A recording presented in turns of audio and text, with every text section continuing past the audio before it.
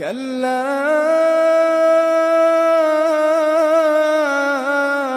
إذا بلغت التراقي كلا إذا بلغت التراقي وقيل من راق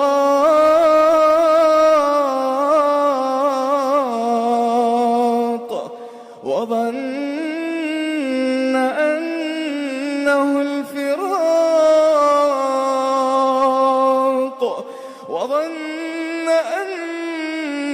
أنه الفراق